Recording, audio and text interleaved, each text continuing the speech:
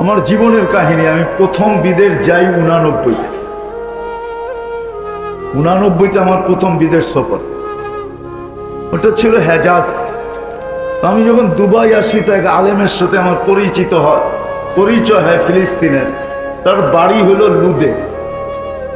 Lud হলো তেল আবিবের থেকে 17 কিলোমিটার দূরত্ব, যেখানে দাজ্জালকে কতল করবে। উনি বলতেছে, মুফতি সাহেব, সে এখনো বেঁচে আছে, আমাদের ইস্তেমায় আসে, এই বছর আসে নাই। তো সে বলতেছে, তোমাকে একটা তথ্য দিব। আমি বলছি, কি তথ্য? আমার প্রতিবেশী ইহুদি আলেম একদিন আমাকে জিজ্ঞাসা করছে যে তোমাদের ফজরে আর জুমায় মুসল্লি হয় কিরকম। আমি বললাম, জুমা আর ফজর তোমার কি সম্পর্ক? তুমি ইহুদি। পরে ভাবলাম আমার প্রতিবেশী তর্কে জড়ানো ঠিক হবে না। আমি বললাম, জুমার তুলনায় আমাদের ফজরে কোনো মুসল্লি হয় না। তো সে বলল, ইদান নাহনু ফিল আমান, তাইলে শোনো, আমরা এখনো নিরাপদ।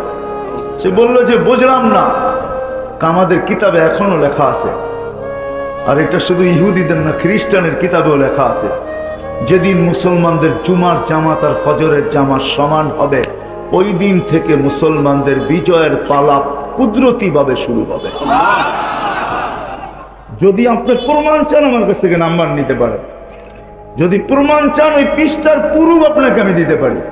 এখনো ইহুদি খ্রিস্টানদের কিতাবে লেখা আছে। এই জন্য আসেন, আমরা যদি আমাদের বিজয়ের পালা চাই, শুধু বিজয়ের পালা না, আল্লাহ ডাকে।